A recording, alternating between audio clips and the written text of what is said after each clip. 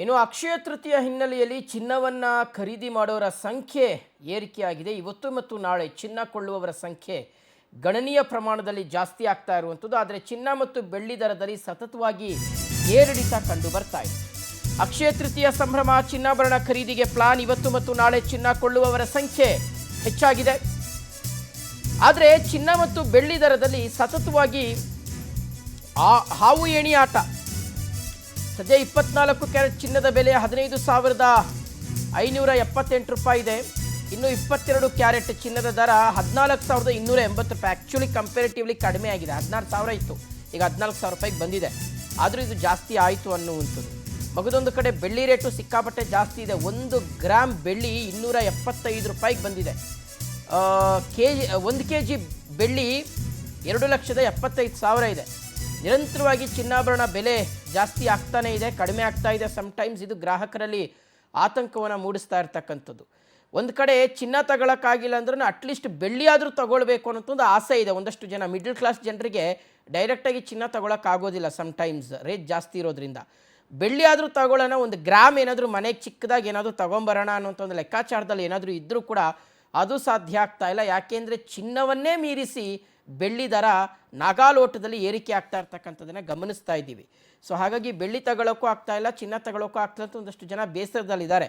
ಆದರೆ ಅಕ್ಷಯ ತೃತೀಯದಲ್ಲಿ ಚಿನ್ನ ಬೆಳ್ಳಿ ತಗೊಳ್ಳೇಬೇಕು ಅಂತ ಏನಿಲ್ಲ, ಮನೆಗೆ ಏನೇ ತಂದರೂ ಕೂಡ ಅದು ಒಳ್ಳೆಯದೇ ಅಂತಾರೆ. ಸೊ ಹಾಗಾಗಿ ಈ ಚಿನ್ನ ಮತ್ತು ಬೆಳ್ಳಿ ದರ ಏರಿಕೆಯಿಂದ ಒಂದಷ್ಟು ಜನರು ಅಂದರೆ ಆ ರೀತಿಯಂಥ ಮನಸ್ಥಿತಿಯಲ್ಲಿ ಒಂದಷ್ಟು ಜನ ಇರ್ತಾರೆ. ಸೊ ಸಹಜವಾಗಿ ಅದು ಅವರಿಗೆ ಬೇಸರವನ್ನು ಮೂಡಿಸಿದೆ. ಓಕೆ, ಸೊ ಈಗ ನಮ್ಮ ಪ್ರತಿನಿಧಿ ಸುಷ್ಮಿತಾ ಜ್ಯುವೆಲರಿ ಶಾಪಿಂದ ಲೈವಲ್ಲಿ ಕನೆಕ್ಟ್ ಆಗ್ತಾ ಇರ್ತಕ್ಕಂಥದ್ದು. ಸುಷ್ಮಿತಾ, ಸೊ ಅಕ್ಷಯ ತೃತೀಯ ಜನ ಚಿನ್ನ ತಗೊಳ್ಬೇಕು, ಬೆಳ್ಳಿ ತಗೊಳ್ಬೇಕು ಅಂತ ಸಿಕ್ಕಾಪಟ್ಟೆ ಆಸೆಯಲ್ಲಿ ಇರ್ತಾರೆ. ರೇಟು ತುಂಬ ಜಾಸ್ತಿನೂ ಆಗ್ತಾ ಇದೆ, ಸಮ್ಟೈಮ್ಸ್ ಕಡಿಮೆನೂ ಆಗ್ತಾ ಇರ್ತಕ್ಕಂಥದ್ದನ್ನು ಗಮನಿಸ್ತಾ ಇದ್ದೀವಿ. ತಾವೀಗ ಜ್ಯುವೆಲರಿ ಶಾಪ್ನಲ್ಲಿ ಇದ್ದೀರಾ, ಗೋ ಹೆಡ್. ಅಲ್ಲಿ ಯಾವ ರೀತಿಯಾದಂತಹ ಅಭಿಪ್ರಾಯಗಳು ವ್ಯಕ್ತವಾಗ್ತಾ ಇದೆ, ಗ್ರಾಹಕರು ಏನು ಹೇಳ್ತಿದ್ದಾರೆ, ಮತ್ತು ಜ್ಯುವೆಲರಿ ಶಾಪ್ನ ಸಿಬ್ಬಂದಿಗಳು ಯಾವ ರೀತಿಯಾಗಿ ಬಿಸ್ನೆಸ್ನಲ್ಲಿ ತೊಡಗಿದ್ದಾರೆ ಅಂತ.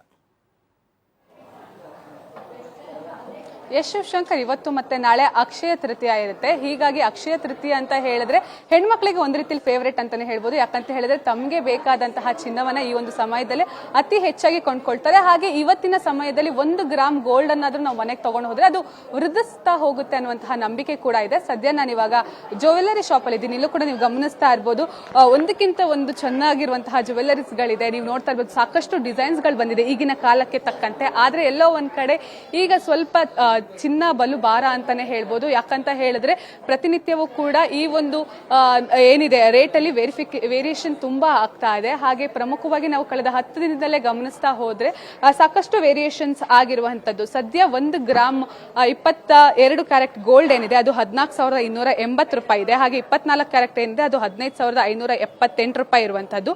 ಅದೇ ನಾವು ಏಪ್ರಿಲ್ 10ನೇ ತಾರೀಕು ನೋಡಿದ್ರೆ 22 ಕ್ಯಾರೆಟ್ಗೆ 13,965 ಇತ್ತು. ಅಂದ್ರೆ ಆಲ್ಮೋಸ್ಟ್ 1 ಗ್ರಾಮ್ ಅಂದ್ರೆ 1,000 ರೂಪಾಯಿ ಜಾಸ್ತಿ ಆಗಿರುವಂತಹದ್ದು 10 ದಿನದಲ್ಲಿ. ಸೊ ನೀವು ನೋಡ್ತಾ ಇರ್ಬೋದು, ಸಾಕಷ್ಟು ಜನ ಗ್ರಾಹಕರು ಕೂಡ ಬಂದಿದ್ದಾರೆ ಈ ಒಂದು ಚಿನ್ನವನ್ನ ಖರೀದಿ ಮಾಡ್ಲಿಕ್ಕೆ. ಯಾಕಂತ ಹೇಳಿದ್ರೆ ಪ್ರತಿಯೊಬ್ಬರಿಗೂ ಕೂಡ ಈ ಒಂದು ಚಿನ್ನದ ಹಬ್ಬ ಏನಿದೆ ಒಂದು ರೀತಿಯಲ್ಲಿ ಖುಷಿಯನ್ನ ಕೊಡುತ್ತೆ. ಸೊ ಹೀಗಾಗಿ ಎಷ್ಟಾಗುತ್ತೋ ಅಷ್ಟು ಗೋಲ್ಡ್ ಅನ್ನ ನಾವು ತೆಗೆದುಕೊಂಡು ಹೋಗೋಣ. ಅಟ್ಲೀಸ್ಟ್ ಗೋಲ್ಡ್ ಮೇಲೆ ಇನ್ವೆಸ್ಟ್ ಮಾಡಿದ್ರೆ ಅದು ಮುಂದೊಂದು ದಿನ ನಮಗೆ ಸಹಾಯಕ ಆಗುತ್ತೆ ಅನ್ನುವಂತಹ ನಂಬಿಕೆಯಲ್ಲೂ ಕೂಡ ಸಾಕಷ್ಟು ಜನ ಈ ಒಂದು ಗೋಲ್ಡ್ ಅನ್ನ ಪರ್ಚೇಸ್ ಮಾಡ್ತಾರೆ.